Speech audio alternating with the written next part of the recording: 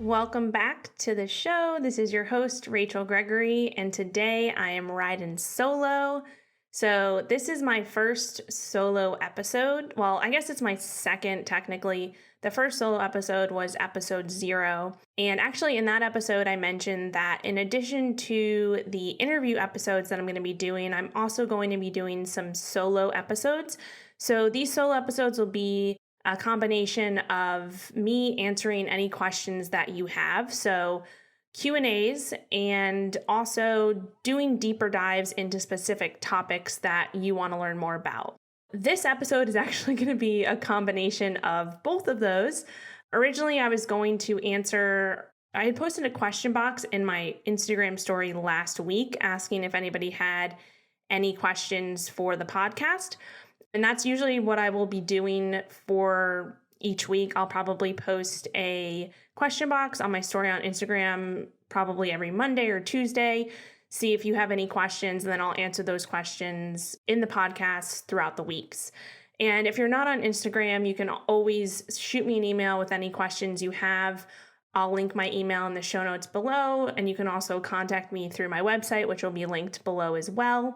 For this episode, originally I was going to answer 3 to 4 of the questions that I got last week, but I realized that one of the main questions I got, I started to answer it and realized that there's a lot of information within my answer and a few related topics and concepts that I wanted to dive a little bit deeper into, especially with the time that we're in right now. So I'll tell you what the question is and then dive into my answer and some of the related topics that you can hopefully relate to and will help you during this crazy time that we're in. So the original question was, how has COVID-19 shifted your goals, if at all?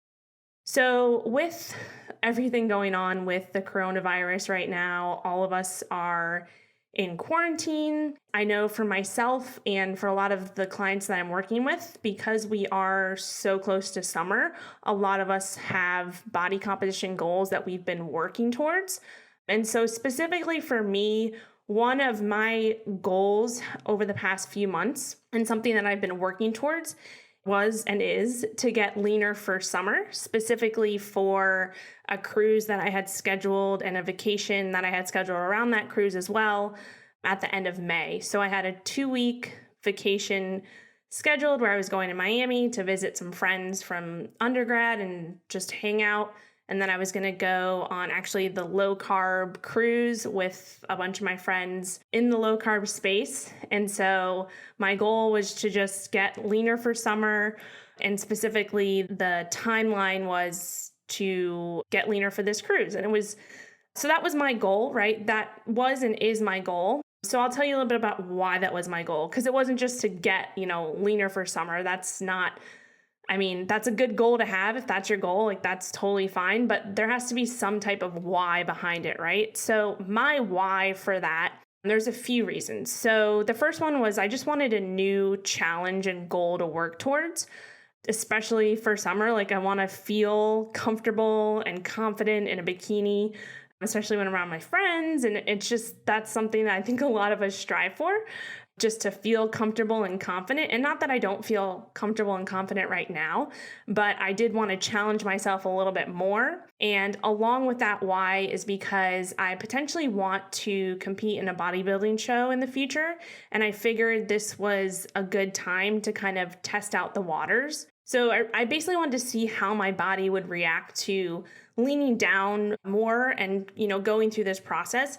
So I did do this to an extent last year when I was prepping for my photo shoot, but not to the leanness that you would be, stepping on stage, which I wasn't necessarily going for that this time either, but I did want to get closer to it. So my why was really, or is still really, just to have a new challenge, a new goal to work towards, something to get excited about. Going into summer, all of us want to feel super comfortable and confident in a bikini. And then for me as well, it was to see like what I could push my body towards or through in relation to, stepping on stage in a bodybuilding show. So that was kind of those are my whys behind that goal, just to give you a little background context. To answer the question, how has my goal shifted? So I'll dive a little bit into this. So when everything first started, so when the quarantine first started, like when everything started coming out with the coronavirus, actually before we even got quarantined, it was kind of like the first week things were starting to get a little iffy. During that time, nothing really changed. Like my goal was still the same. I still had a clear finish line. And for me, that finish line was the cruise on May 17th. And it's really important to have a clear finish line and a timeline, especially if you go into a cut or a fat loss phase, which is what I've been in for the past, I guess it's week 7 now. So I started my cut back in February, the second week of February, and the finish line was mid-May, May 17th, right before my vacation. So the reason why it's important, especially for going into a fat loss phase or a cut, to have a finish line is because you don't want to be, dieting forever. You don't want to always be in a deficit. And this is something that's super important and something that I dive deep into when I work with my personal clients, and especially with the women who go through my Keto for Women program. We talk about why you cannot be in a deficit forever. Like you just can't. You have to go through these phases. And yes, if you are looking to get leaner, you have to be in some type of deficit. And I teach you all about that in the program as well. But anyway, we talk about why you just can't be always in a deficit. That's important. And that's something that took me a while to realize myself. As I mentioned, I went through many yo-yo dieting phases and things like that, learned a lot. But the moral of the story is that you should always have, if you're going through a fat loss phase, if you're going through a cut, you should have a timeline and you should have a finish line, because it gives you something to work towards. It gives you something to get excited about, right? And so my finish line was the cruise. And then also, as everything was starting, I was trying my best to shift, and still am trying my best to shift my perspective to look at the positive, right? And I think that's super important. Changing your perspective around all of this and shifting your mindset is very, very important. So one of the biggest things that I shifted was in my mindset was it was the perfect time to actually diet, because the stores were closing, the restaurants were closing, everything was closing. So I wasn't, on weekends, usually I'm tempted to go out to dinner or brunch or different events and stuff like that. So I thought, with all of these things being closed, I won't have access to any of those. So I can, eat from home, prep all my food. It'll be easy peasy. I can stick to, my macros and my goals right now. And so that was kind of my positive perspective going into all of this when it first started. So yeah, not that my perspective has changed completely, but as things started progressing, getting a little bit more serious, all the things that were going on are still going on. My gym closed, and that was a little bit depressing, but I did work, I have a coach that I work with, and he, helped me come up with a plan where I could still progress at home. And I actually got super excited about that, because I was like, all right, this is something different. I'm going to, again, look at the positive behind this and work towards improving certain things within this new program. So then things started progressing a little bit more, and not that my perspective changed too much. I was still and am still trying to look at the most positive side of all of this, but my gym closed, and so did many other everybody's gym closed actually around the country, and that was kind of depressing for me. But I did, I have a coach, and he writes my programming and helps me with my nutrition, and we talked it out, and we came up with a program and a really great plan where I could continue to progress. I have resistance bands, I have adjustable dumbbells, so we were able to put together a program that I actually got really excited about, and I'm still excited about it right now because I am progressing. So I'll tell you a little bit about these home workouts just to give you an idea. So like I said, I have adjustable dumbbells and resistance bands, and you can do a lot with those. There are so many options for different exercise and progressions, and so many different things you can do with just a set of dumbbells, adjustable dumbbells, even better, but also a set of resistance bands. You just have to get creative and really just make sure you're focusing on the right things. So not just going through the movements and getting your heart rate up and sweating and things like that, but actually focusing on still working your muscles and getting that adequate stimulus. So if your goal is to, build muscle and still continue to get leaner, and a lot of people don't realize this, but our muscles are dumb. They're not smart, right? They don't really know the difference between the exercises that you're doing. They just know the stimulus and the tension that you're putting them under. So obviously it's easier to stimulate with adequate equipment and load when you're in the gym, i.e. using barbells and dumbbells and things like that. But there are tons of ways that you can still give them that stimulus at home. So to build muscle, you have to break down your muscle fibers, and during the recovery process, that's when they're built up, right? So you break them down to build them up. So there's a few different things you can focus on. The first thing is you can focus on incorporating more unilateral exercises. So doing single leg work or one arm exercises such as, split squats or lunges or things like single arm shoulder presses, curls, things like that. Shifting to doing single versus double will allow you to put those muscles under more load. So, doing a single leg squat versus doing a full body weight squat, that's going to be harder because you're putting all of your weight on that single leg versus dividing up between your two legs. So hopefully that makes sense.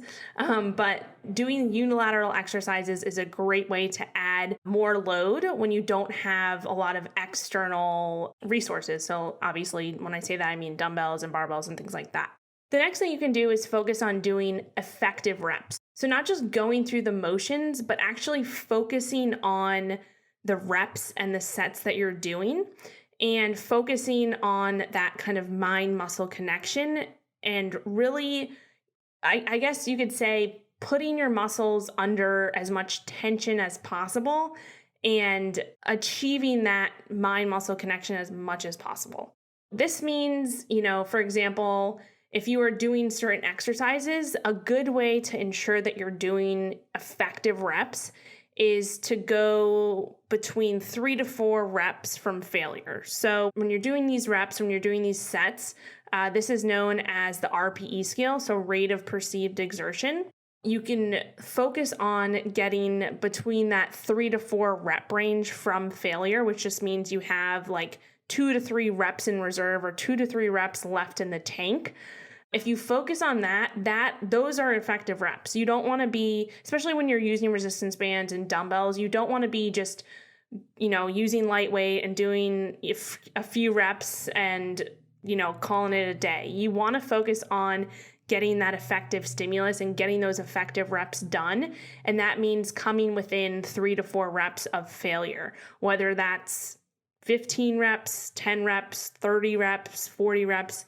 It depends on obviously how much resistance you have access to and obviously you as an individual, how progressive you are right now. Think about that as something to focus on. So coming within 3 to 4 reps of failure, that's a good place to be with your exercises. Next is focusing on progression and progressive overload. So I've talked about this a few times in some of the past podcast episodes with some guests, but progressive overload is basically just doing a little bit more every single time you either step in the gym. Obviously, you're not stepping in the gym right now, but a little bit more every time you do your workout. So there's so many different ways to add progressions into your exercises, even when you're at home, right? So if you have resistance bands, you can add another band or use a band that has more resistance. You can add more reps. You can add more sets.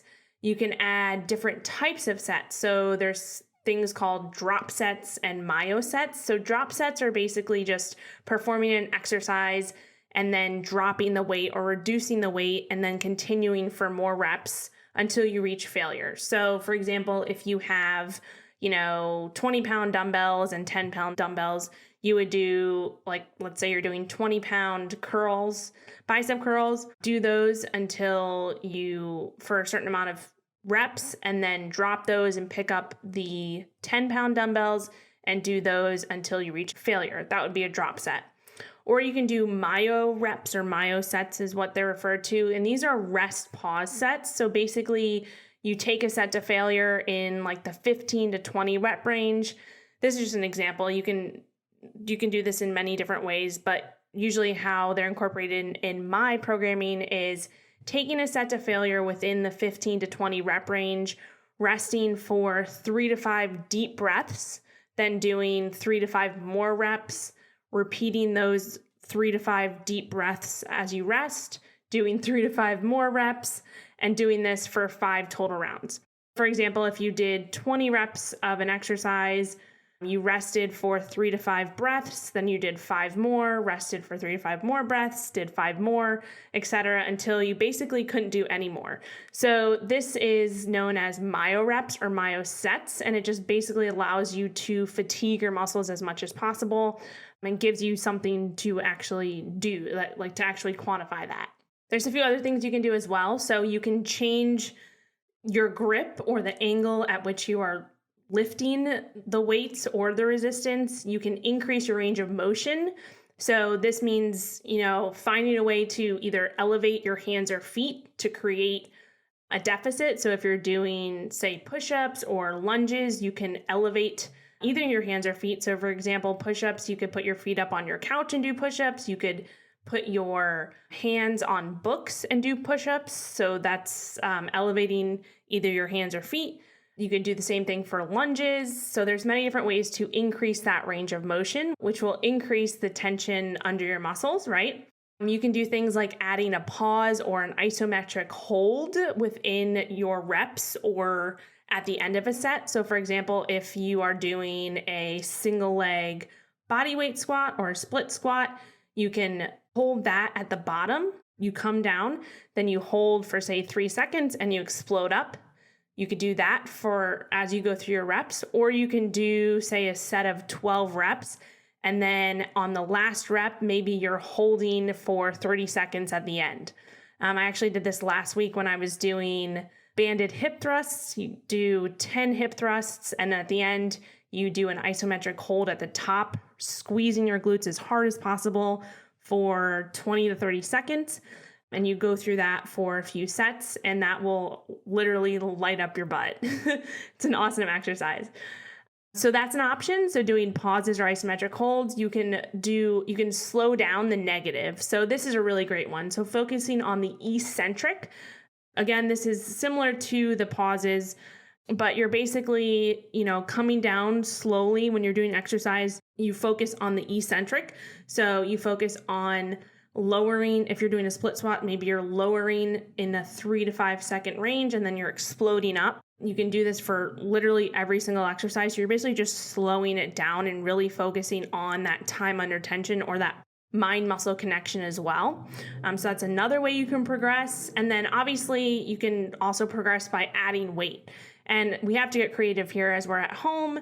So doing things like filling up your backpack with a bunch of different stuff and then putting that on and doing, squats or push-ups. You can use water jugs, wine bottles. You can do curls with wine bottles or different shoulder exercises with wine bottles or water jugs or beer cans or whatever it may be. You can use your cats and dogs to do squats. You can use whatever. Use your kids. You have to get creative. Any way you can add weight. But those are just a few. Those are actually, I think I gave you like 8 different ways to add tension and add progression to your exercises. So hopefully that helps a little bit. Those are some things that I've been incorporating and that my coach has programmed throughout my program right now. That's in terms of lifting, right? Those are my resistance exercises. So in terms of movement or non-exercise activity, thermogenesis, NEAT is basically everything that you're doing outside of your formal exercise.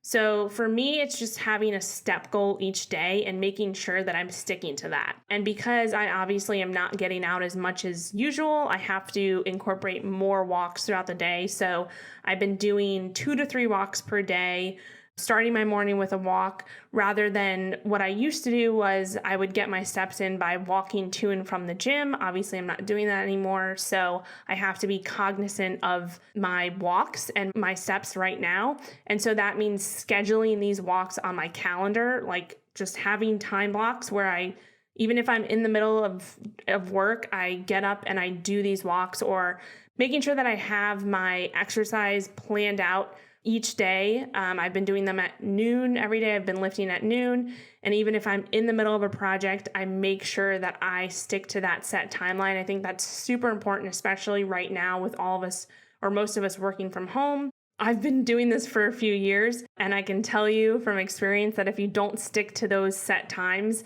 they can get away from you and you can just work through the entire day. So you have to have those scheduled on your calendar and stick to them. So that's what I've been doing for my movement. I've just been making sure that I've been getting more walks in. And then I also have a set cardio and conditioning. I have set cardio and conditioning days. So I was actually lucky that my old CrossFit gym lent me one of their assault bikes. This is obviously something that not that many people have access to. So for me, I'm super lucky. And so I use that I have scheduled cardio and conditioning days. So I've been using that, but you can also incorporate tons of other things for conditioning. So if you're looking for more aerobic or low intensity cardio, you can do walking up and down hills. You can go do, if you have a stationary bike at home or a treadmill, you can do walking uphill or cycling. If you have a bike, you can get outside and still, bike around your neighborhood, obviously avoiding people as much as possible. You can go rollerblading, or even if you have a jump rope, doing some light jump rope. So those are some aerobic exercises you can do. And then if you're looking for more like high intensity interval exercises, you can do things like hill sprints, stair sprints, jump rope, burpees, bike sprints. All of these things can, bike sprints, I mean, if you have a stationary bike at home, which a good amount of people do, I realized. I don't, but actually I do now. Obviously I have the assault bike that I'm borrowing, but again, if you don't have that, doing burpees, which are always fun, doing maybe some jump rope speed circuits, those are a great way to get your heart rate up too. So that's kind of how my workouts are looking right now. And as you can tell, there's so many different options. You have to kind of just be aware. It's nice to have a coach to work with to give you ideas as well. So this is what I've been doing with my clients. This is what my coach has been helping me with. So hopefully that helped you get some ideas for that. But moving back to the original question, as things continue to progress and are progressing as we're going through this quarantine, honestly, it's gotten a bit harder, right? It's gotten a bit harder. I'm still continuing to try to look at the positive and, of course, shift my perspective, like I mentioned, as much as possible. So particularly last week was pretty tough. I heard that my vacation was canceled. I had a vacation, like I mentioned, scheduled in Miami before I went on the cruise, and the hotel called and said that everything was canceled. The cruise is technically not canceled yet, but it's most likely 95% going to be canceled. Even if it's not officially canceled, I personally won't be going on it anymore, just because with everything going on, I just don't think it's the best idea to be on a cruise ship. Even if things clear up by mid-May, it's still so soon, and I just don't think it's smart. So I personally won't be going on the cruise. So my vacation was canceled, the cruise was canceled. So right now I don't have a concrete finish line anymore, right? I don't have something that I'm looking forward to. And so this all happened last week. And so that took a toll on me mentally, right? I'm continuing to still try to look at the positive, but that is something that it's hard because, like I mentioned in the beginning of this, if you don't have a concrete finish line and something to look forward to with having a goal as specific as mine was or is, it's hard to, wrap your head around that. And as much as I don't want to look at the negative of it, it's hard, right? And then another thing is with my workouts, yes, as I mentioned, everything is super positive. I've been progressing. I've been feeling good. I have all these tools in my toolbox, right? But there's something different about at-home workouts. Going to the gym and being around people and training with people and being around, friends and stuff like that, it has a motivation within itself, right? That's just motivational within itself, just being around people that are lifting. And, it's hard when you don't have that. So mentally, that's taken a toll on me. in terms of getting excited for my workouts, although my workouts are still going very well, but that's just a little piece that I've been having to work on a little bit extra. And then, just the unknown is just stressful. Like not knowing what's going to happen, going into the summer, if we're even going to have a summer. I've heard that a lot of parks and beaches and basically all of these, fun places where you would go are closed until further notice, and some are even closed into August. And so the unknown is just stressful, and that's a toll that we're all taking. And I think as things are progressing, that has just been something that I've been struggling with as well. Again, I'm trying to look at the positive as much as I can, but those are just a few things that have occurred. Finally, getting back to the original question, how have my goals shifted?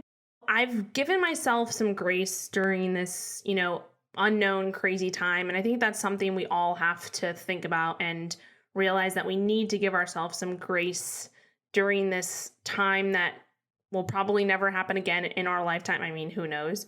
But it's just like this, there's just so much unknown and it's stressful, right? It's this stress that you can't really explain. I don't really know how to explain it. I've never really experienced it before.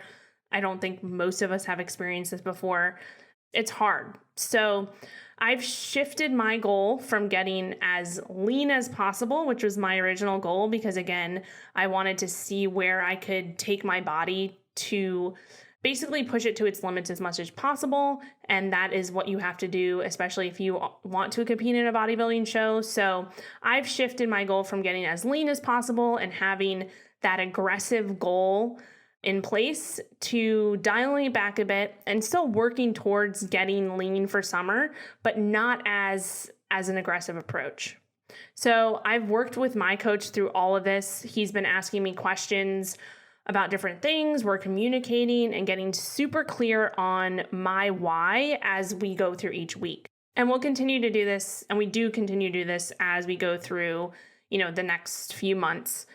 And that's why it's super important to, have someone who is there that you can bounce ideas off of and who can give you advice. And I think that's why having a coach, especially when it comes to nutrition and fitness, is just so important. And that's why I have my own coach. And that's why I am a coach for my clients. So I think it's super important. If you don't have a coach and you have specific goals, I highly suggest it. You really need to revisit your why constantly, especially in this time. So for me, it's thinking about where I am right now and where I want to be, in a month, in 2 months, in 3 months. And for me, it's, really comes back to just feeling confident, feeling comfortable, following through with this new kind of modified goal that I have, and feeling that sense of accomplishment. So that's really my why right now, is just, again, feeling confident, comfortable, a sense of accomplishment. That's what I want to feel when I look back 2 months from now, right? So as I'm recording this, I'm actually in the middle of my first diet break of this cut or this fat loss phase. And I want to talk a little bit about this concept of diet breaks and also another concept of refeeds, which go hand in hand really. Because I think this is something that's super important to chat about, especially during times of high stress. And if anybody else is out there who is, in a cut or in a diet phase and hasn't implemented these already, I want to share, some insights so that you can understand what they are and how you can incorporate refeeds and diet breaks to help you through this time, and even just to help you whenever you embark on a fat loss phase or a diet phase or anything like that. So I think that this is something that's super important, and I didn't grasp the concept of refeeds and diet breaks until I actually went through them myself and started learning more about them and learning more about the proper way to quote unquote diet and things like that. So like I said, right now I'm in a week-long diet break, which if I was still taking the more aggressive approach, if I had that more aggressive goal and I was on track with that, I'd probably not be taking a full week and probably more along the lines of a refeed or a multi-day refeed, which I'm going to go into. But because my goal is shifted and it's not as aggressive, I'm currently taking a full week right now of a diet break. And again, it's important that you work with a coach when you are going through anything like this, because your coach is going to help you assess this And everyone is different. And it's really dependent on, what your specific goals are, what your timeline's like, what your individual dieting history is like.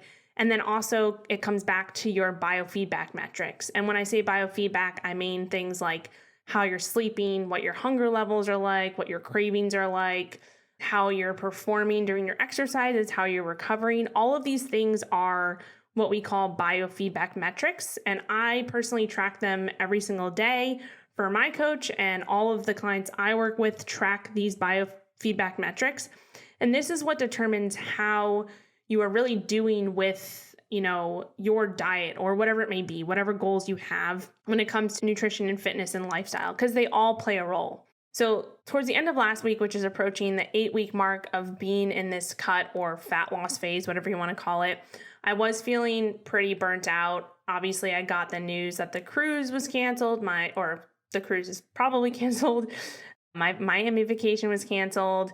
And then also my biofeedback was just starting to take a hit. Like, I wasn't sleeping well. I was getting cravings. My hunger was skyrocketing. I talked with my coach and we decided it was time to implement a diet break. So sometimes these terms, diet breaks and refeeds, they get thrown around and people describe them differently. So I just want to take a few minutes or more than a few minutes in the rest of this podcast to just address what those are and give you a quick breakdown of how you can implement them if you are going through a diet phase or anything like that, how they can be useful tools during that time. So overall, the main reason to take diet breaks or refeeds when you're dieting is to basically give your mind and body a break from the stress of dieting. So it's literally exactly what it says, diet breaks. It's a break from dieting.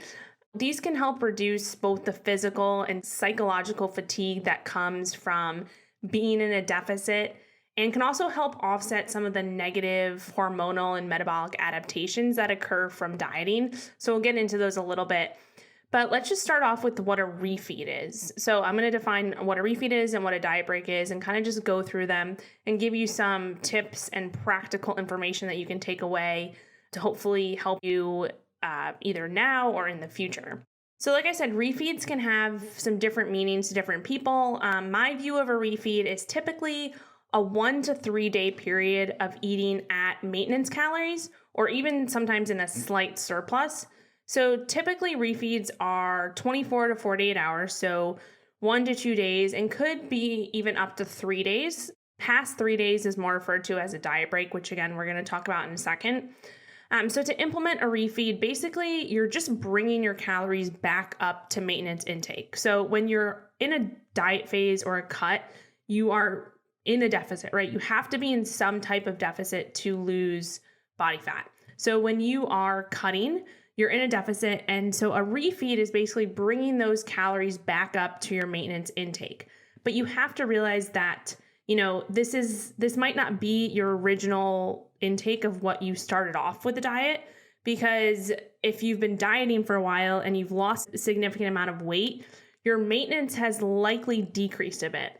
Just think about it. As you diet, especially if you have a lot of weight to lose, the smaller you get, the less calories you basically need to function on a daily basis. That maintenance intake will decline a little bit as you get smaller. As you are a smaller person, you need less energy to maintain that smaller body, right?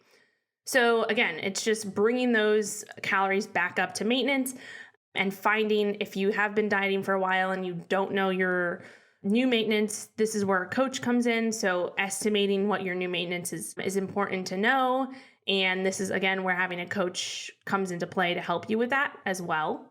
So traditionally for refeeds and diet breaks, the increase in calories comes from carbs. And we're talking whole foods carbs here, like sweet potatoes, fruits, things like that. So there does seem to be more research and anecdotal evidence showing that a refeed or a diet break via increased carbs is more effective than increasing protein or fat. There's a few reasons for this, but it's mostly related to the hormone leptin, and then also the fact that carbs can replenish or refill muscle glycogen stores faster than protein and fat. This is obviously, there's a little bit of difference here if we're talking about someone who has been super keto adapted for a while. That's where it gets a little bit complex.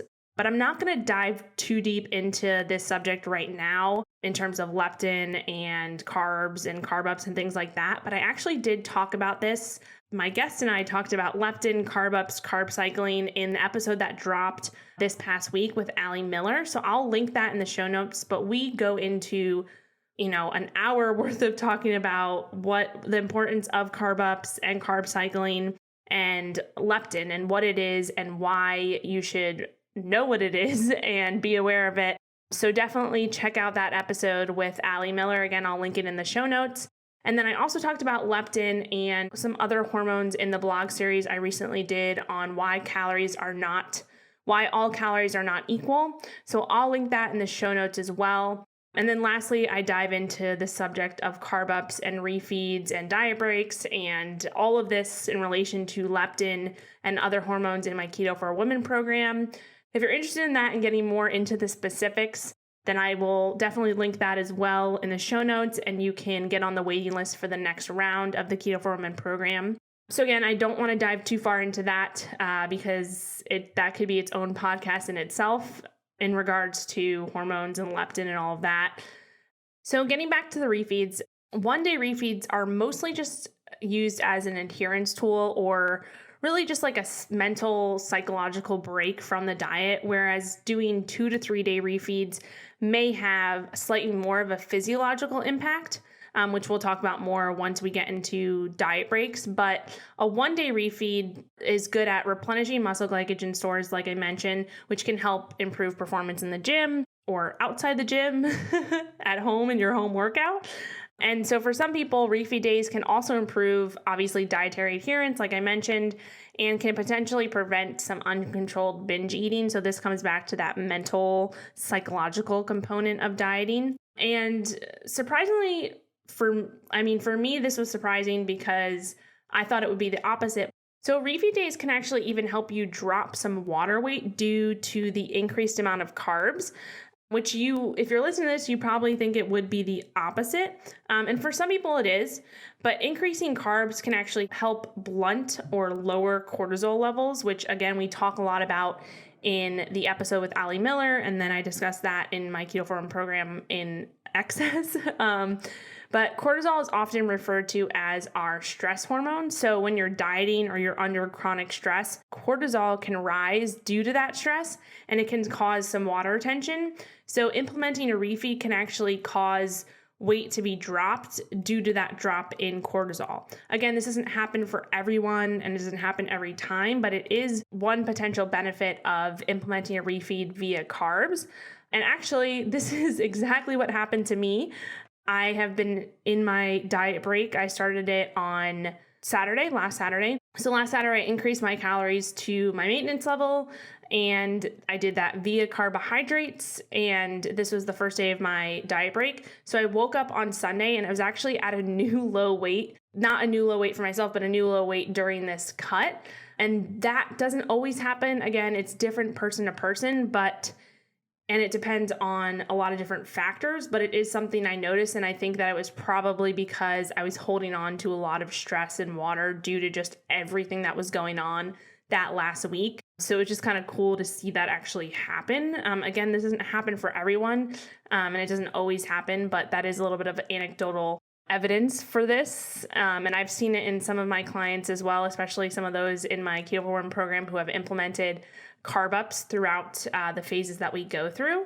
So it's just something to think about as well. So when we talk about 2 day refeeds and beyond that, those can potentially start to have more of a physiological impact, more than just psychological.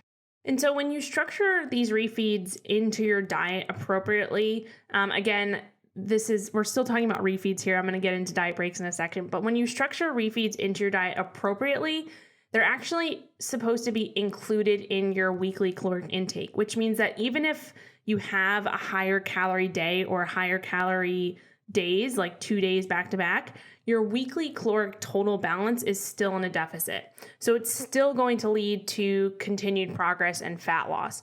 So that is with a refeed, right? And this is one of the strategies that we implement in phase 2 and 3 of my Keto for Women program. For adherence purposes, doing 1 to 2 day refeeds can be very, very beneficial, especially if you plan these on weekends, which I typically do myself and I typically recommend, just because it allows for more freedom and more food and calories on the weekends, especially if we're, going out to eat with friends. It just allows for a little bit more leeway with that. Obviously not right now, but in general. This would basically look like eating at a slightly more aggressive deficit for 5 days during the week, and then on the weekend, eating around maintenance. Again, this is an example of a 2-day refeed.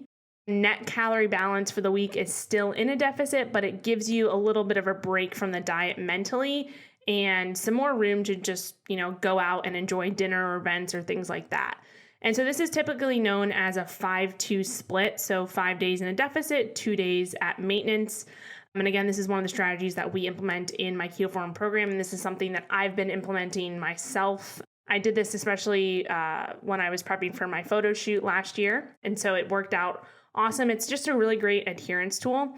That's when we're talking about, either 1 to 2 day refeeds, having 1 to 2 days on the weekends. I like to program them at that time just because it is the weekend, and again, it allows for that mental break. And then lastly, with refeeds, one thing we also need to understand is that they're not cheat days, right? We don't want to look at refeeds as cheating. Cheating implies that it's a negative thing. It's something that's bad.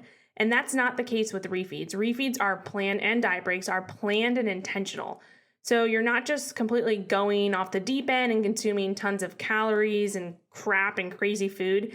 You're actually planning this. You're planning these refeeds. Also, from a mental perspective, calling something a cheat can actually make you feel like you're doing something wrong and can cause you to feel guilty after. So that's not what we want. A refeed is something that, again, is planned. It's intentional. It's supposed to push you towards your goals, not regress, right? I don't like referring to refeeds as cheat meals at all. I don't think that or cheat days. I don't think that's a good way of looking at it, because it's really not. It's something that's planned. It's intentional. You should not feel guilty after it. Okay, so I know I'm getting a little deep into the weeds, but I really just think these topics are so important and something that a lot of people are not educated on. So I just want to talk about diet breaks real quick. Again, diet breaks are typically, and this is what I'm in right now, diet breaks are typically 3 days or more of bringing calories back up to maintenance intake. Again, that's your new estimated maintenance, right? So if you've been dieting for a while, your maintenance has probably lowered from what it was maybe 12 weeks ago, right? So you have to be aware of that. So basically with a diet break, you're putting a pause on fat loss, right? You're literally just hitting the pause button. And this is a little bit different than refeeds, because during refeeds, typically during a refeed, you're still in a deficit because you're equating those weekly calories. But with diet breaks, you're putting a pause on it, right? So one thing that people don't understand, and this took me a while to really get mentally, is that when you're taking a diet break, you're not regressing, right? You're not going back. You're not rewinding. You're just simply putting a pause on where you're at. You're putting a pause on fat loss. Because you are consuming your maintenance intake, or your new maintenance intake, which you should be, you shouldn't be gaining weight, right? You're at maintenance. You're not in a surplus. So you should literally just be maintaining, and again, just pressing that pause button. So if you can switch that in your head and realize that you are not regressing when you're doing a diet break, it becomes, you understand why you should be doing it, right? You understand why it's beneficial, and you don't look at it as something negative. And that's something that I had to work through when I first implemented my first diet break, because I thought, I don't need this. I have willpower. I can get through this. I don't need to press the brakes, but it really is something that's important. And I'm going to talk about why it's important. So diet breaks actually have a much greater effect on your actual hormonal levels and metabolism versus refeeds. And this is simply due to the fact that it's just the increased time, right? There's an increased time frame with the diet breaks. It's more than 3 days and even up to 2 weeks. And then also just because you're not in that deficit anymore. Again, you're putting the pause button on fat loss. Most commonly, diet breaks last 1 to 2 weeks, but again, this depends on the individual and also the length of your fat loss phase. So I want to kind of go through this quickly just so you understand. But in general, the leaner you are, the more often you'll probably need to do a diet break. So for example, someone who's very lean may need to take a diet break every 3 to 4 weeks. Someone with a moderate amount of body weight might need to take a diet break maybe every 6 to 8 weeks, while someone who is very overweight or obese may be able to go, 12 to even 16 weeks without a full diet break. So it really just depends on where you're at individually. So it also depends on your time frame or your timeline of your cut or fat loss phase. So for example, if you have a shorter time frame, say, 3 to 8 weeks, you may not necessarily need or want to take a full diet break. But if you do have like a moderate time frame, say 3 to 6 months, refeed should definitely be implemented, and potentially a diet break as well, depending on the person and depending on that length. So if it's closer to say like the 3 months, you maybe don't need to take a diet break, so you can actually just get in and out of the deficit as fast as possible and get back to that new maintenance level and just maintain there. But as you get closer to that 6-month mark of dieting, probably taking a diet break will become more important and allow you to just continue to progress and also avoid as much metabolic adaptation as possible. We can't entirely avoid metabolic adaptation, but diet breaks can help with that. So real quick, what is metabolic adaptation if you don't know what that means? So it's basically your body's natural response to a reduction in food or famine. So our bodies are smart, right? They care about survival. They care about what's going on, and they basically don't care about how you look or what body fat percentage you feel best at. They don't care about that. Our bodies are smart and they adapt in order to ensure that you can survive. That's what our bodies want. They just want survival. So when you diet or you're in a deficit, your body actually downregulates different processes that are energy taxing in order to preserve those energy stores for survival. That's just what happens. So your hormones can take a hit, especially, your thyroid, leptin and ghrelin levels, cortisol levels, like we talked about, and other sex hormones and things like that. So that's one of the pieces of metabolic adaptation. Also, your NEAT or your non-exercise activity thermogenesis can lower significantly as you're consuming less food, less calories, less fuel. Your body will just naturally move less. So subconsciously, because you have less energy coming in, your body will just move less. That's just what happens. You might not realize that, and that's why it's super important to track your steps, track your movement. That's a huge component that a lot of people are missing out on when it comes to embarking on a fat loss phase or a diet phase. If you're not aware of your movement, that can take a big hit to your results. Also, your total body mass lowers, which signals your body that it needs less calories to actually just sustain life, right? Like I mentioned before, as you become a smaller person, you need less calories and fuel to maintain that smaller body. And this is a major reason why your maintenance intake will lower after significant fat loss, like we mentioned as well. You'll probably have a new lower maintenance intake, especially if you've lost a lot of weight. All of these things are basically what add up to a lowered metabolic rate, if you've ever heard that term before. And we can't necessarily avoid this adaptation entirely, but we can offset it a bit. And one of the best ways to do that is by implementing diet breaks and refeeds, more specifically diet breaks. Okay, back to the timeline.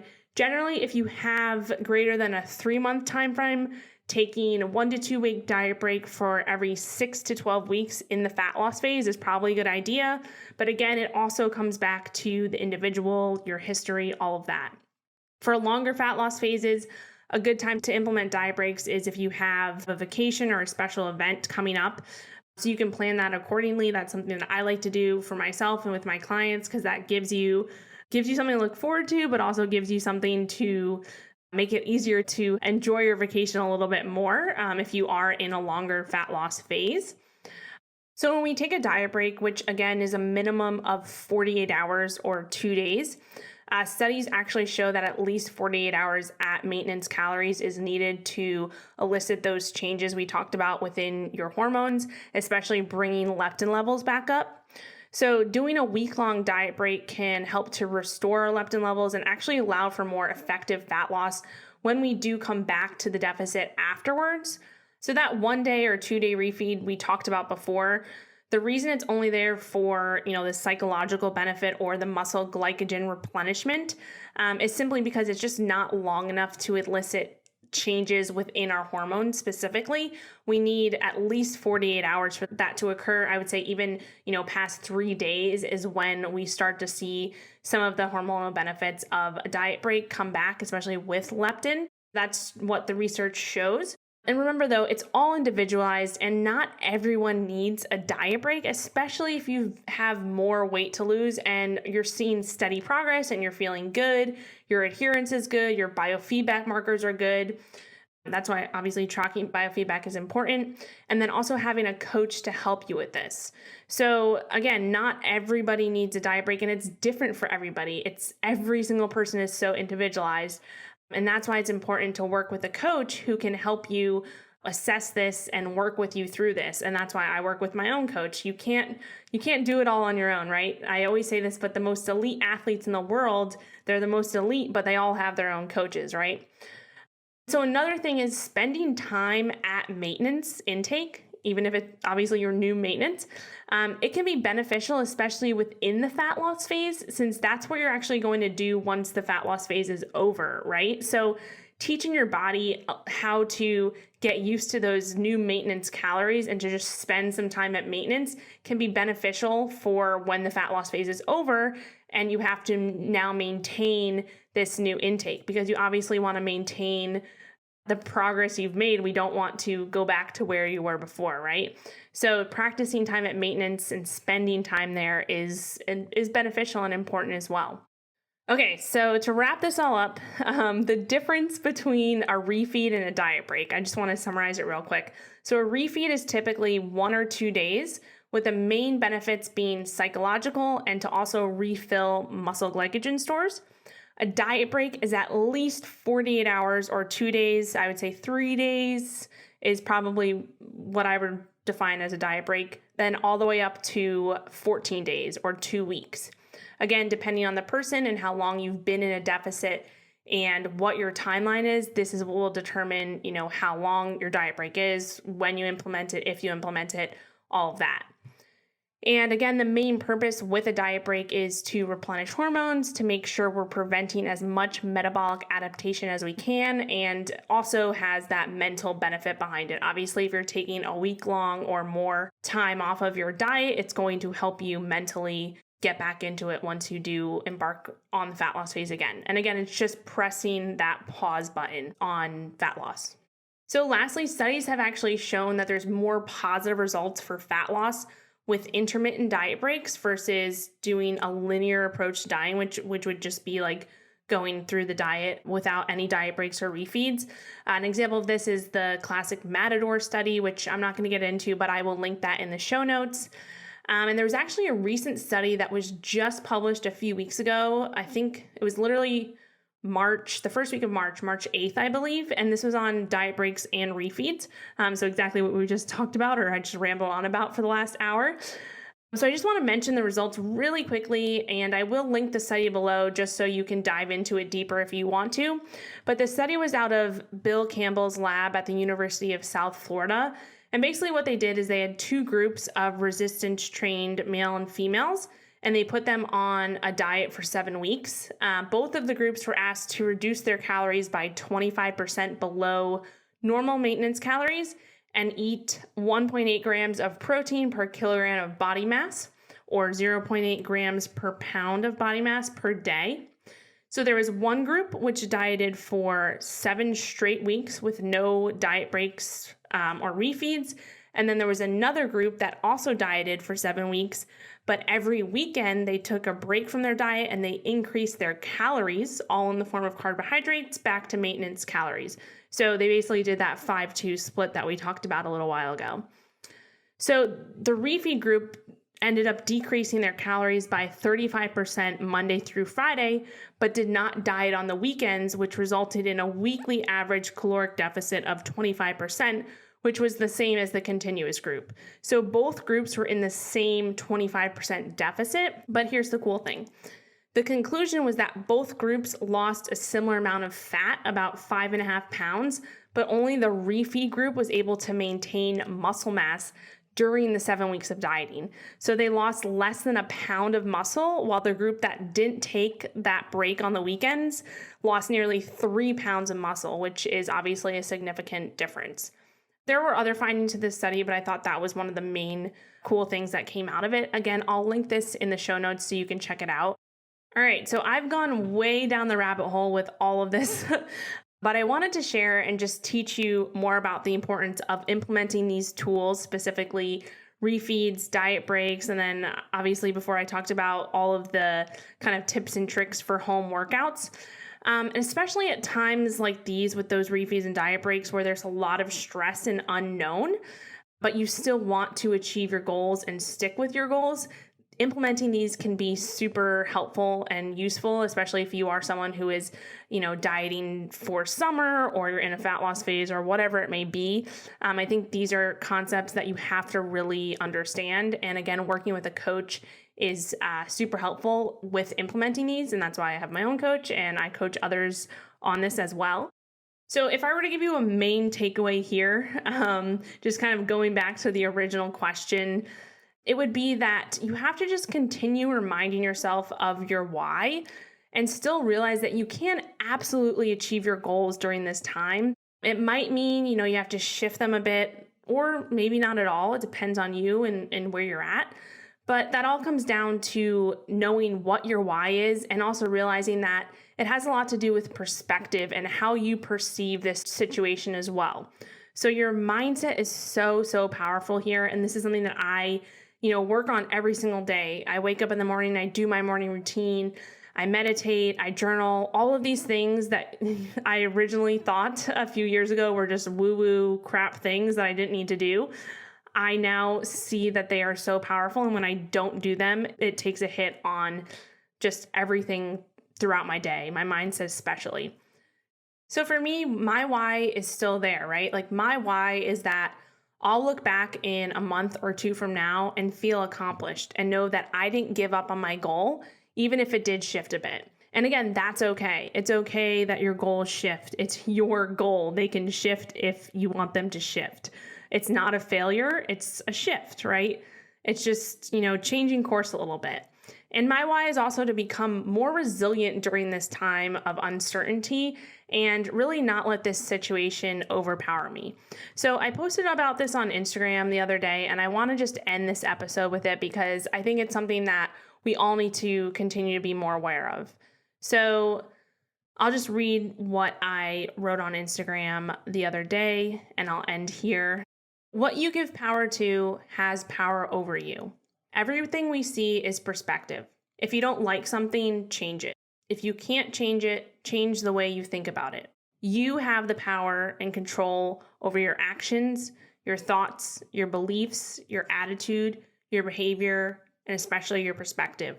Stop allowing this situation to overpower what you have control over. Start focusing on what you can do right now to shift your perspective and take action on things that will move you towards becoming the best and most badass version of yourself. I'll see you next time.